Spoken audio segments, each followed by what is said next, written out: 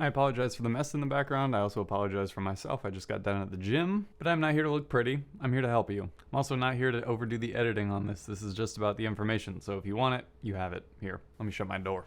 So if you have a business or if you have any desire whatsoever to grow a personal brand, these are really the 5 things you need to pay attention to as you're growing a social media account. And if you don't know who I am or why I'm qualified to tell you this information, I'll just put it like this. I own an agency that helps people grow their social media followings. I specifically do like video production, but obviously that bleeds into social media, and I've gotten quite good at it. I've grown my own audience on Instagram well over 200,000. I've grown clients' Instagrams by hundreds of thousands and even tens of thousands on smaller accounts. But either way, number 1, quality and consistency. Most people can only do one or the other, which is unfortunate. Either they're like an artist and they make really high quality things, but they only put it out every so often, or the opposite is true. They take like the super corporate approach and they're so concerned with just putting things out on a regular basis, but they don't pay any love or attention to the quality of the video.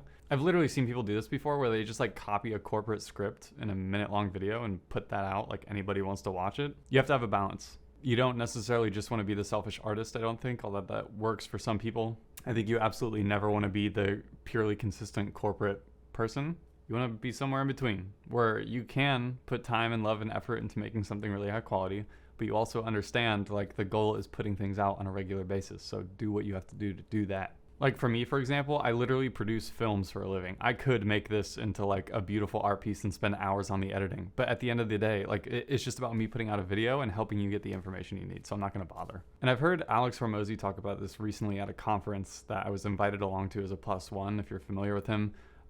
It's basically this idea that like most businesses aren't growing because the owner themselves is not spending 4 hours a day on actual outreach. And that really put it into perspective for me. It's like, oh crap, you got to be showing up daily if you want this stuff to actually accomplish something. So that's the reason I'm now showing up on YouTube, and it should be the same reason for you. It's a daily habit, it's a daily thing, so treat it like one. Number 2, I invite you to be mission oriented to some degree. I'm gonna show you one of the first videos I ever put up on Instagram. Just watch this. You wanna know why I love video and why I've built an entire business around it? No matter what industry you're in, doesn't matter if you're in real estate, fitness, if you're a carpenter, if you're a data analyst, there is someone out there, someone who you will never meet in your entire life, but you can help. Okay, and now I'm gonna show you a video that got 10 million views. It's statistically proven that girls with long hair are more attractive, and it's so correct.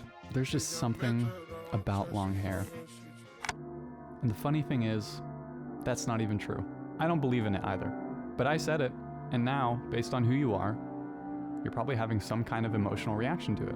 This is an extreme and clickbaity example that I don't like to use, but I feel like it perfectly sums up. So obviously the topic of discussion for these 2 videos is wildly different. But also you should note, like, I sound different in those videos. I sound like 2 different people. And it's because in one, I was just doing it to do it because I thought it's something I needed to do. And in the other one, it was like an idea I was really excited about and aligned with my mission as a person and like a thing I want to help other people with. Basically, it's like, what information can you start to give to people that they don't just, that you don't feel like they want to hear, but you feel like they need to hear. And this all comes to just finding some kind of mission, some way, some greater purpose of how you can help people. This will carry you through a lot of those tougher times where you actually don't feel like being consistent and you're not showing up. You instead decide to just get it done because of what you're going to help other people with. Number 3, don't make it about you, because nobody cares. This is a huge mistake I especially see small businesses make, but like frankly everybody's guilty of it. I do it sometimes still, and I have to keep myself in check.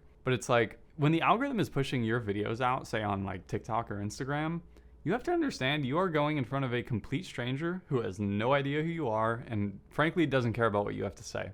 That is, unless you prove that they should. And the best way you can prove somebody else should listen to you is by centering what you're talking about around their problems. And I see all these videos of business owners doing this. They like open videos and they're like, hey guys, thanks for watching. Today I'm gonna talk about my experience with this and what I learned. It's like, dude, nobody cares. Especially with our attention spans, like it's just, nobody's gonna stick around for it. Instead of making about you, your experiences, everything you, just flip it. Take the thing in your head, process your idea a bit, and try and come up with some kind of outcome or story that you can share and center around the person watching and what change it's gonna make for them, how it's gonna help them, save them from some problem they might face, prevent them from getting some scar, whether it's in business or, real estate or whatever it is that you do. Number 4, and this is really important and frankly the most misunderstood thing I think about social media and businesses that are trying to grow on them. I have this concept, and I bring it up a lot in my initial discussion with clients that I work with,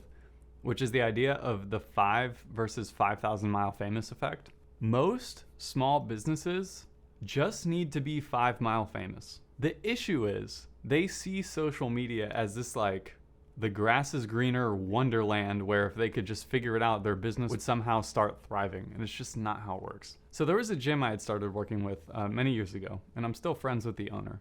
But the issue was I misunderstood how social media works back then. And what I was doing was creating reels for them, thinking it would do anything for their gym. And they did gain traction, and there were a lot of people commenting and etc. But again, what you have to realize is the algorithm is putting you in front of a ton of people who have no idea who you are around the globe. You could have people watching from your local small town all the way out to across the globe, different countries. And so you could be a gym with an audience of 300,000 people, and guess how many gym memberships you're going to sell from that? None. I'm being serious. I have not sold a single video package as a result of having a huge Instagram following. And so fundamentally, I think a lot of small businesses go into the game of social media, which is the completely wrong mindset. They think they want to go viral, but really that would just be a waste of energy and do absolutely nothing for them. And again, this is something I heard Alex Hormozi it was something I had always thought about, but hearing him talk about it, it kind of reaffirmed my own beliefs, which is that if you are a small business and you are only capable of serving people in your area, and if you are unwilling or unable to make a remote offer that you can build an audience around and sell digitally, your method of using social media is not about lead generation or building an audience. It is so that when you do outreach in the form of ads, cold outreach, warm outreach, etc., when people gain interest and come and check out your profile, who are living in your area, presumably, they are impressed, they trust you, and they want to learn more. It's basically it becomes a point of lead nurture. You just want to impress people and give them a pulse online, basically. And the other unfortunate part about this is if you do own a business, your job is to bring leads into the business. It sucks because the owners of businesses will be so caught up with social media as a form of lead generation. And like I just said, it just doesn't work like that. And so they're spending so much time and energy, and they're having all this FOMO just for something that is not what they need to be doing. Again, not saying it's not important. It's just the way they're using it is wrong. And if they could just fundamentally change the way that they're using it, it would actually work towards their goals and become more effective. And again, just quickly to summarize, the other side of this is the 5,000 mile famous approach, where say you do own a digital business, you do have a remote offer. Maybe you're a gym that sells digital programs to people, like one of my clients. Maybe you're a real estate agent who is taking clients from around the world who are interested in a destination spot that you live in and work in. And so if that's the case, building up a huge audience and reaching a global audience does become important, and frankly that becomes your full-time job, because then it is a form of lead generation. Do you see the pattern here? If you own a business and you're responsible for bringing money in, then your job is lead generation, and you need to understand where social media fits in that and if it is your main method of that lead generation. And the last point I have for you very quickly, it's just that the algorithm, the platforms, they want you to do well. You just have to give them a reason. I see this so often, and I used to fall victim to this as well, and I'm kind of over it at this point, which is I see countless people complaining that their reach is down, or that they don't have any reach to begin with. The algorithm doesn't like them, it's ignoring them. Dude, no. The algorithm is a way of catering to people's attention. And so if your videos aren't performing and you're not gaining traction, it's just because you kind of suck at gaining people's attention, which is fine. Again, this is fixable. But I think it starts with just recognizing yes, this platform wants me to do well. It wants me to make videos that perform and get millions of views. That is the point of the algorithm. And I need to step up and learn how to implement a strategy and write scripts and talk in a way that people are actually interested in and feels like it actually serves them. And so therefore they want to follow along and continue to just see everything I have to say. So all that's to say, let's not blame the platform. Let's get better. Let's produce better videos. Let's just step it up, raise the bar. I had a little bonus tip here. I don't know if I have time for it though, because my battery's about to die. So next video, I'll see you then. Cheers.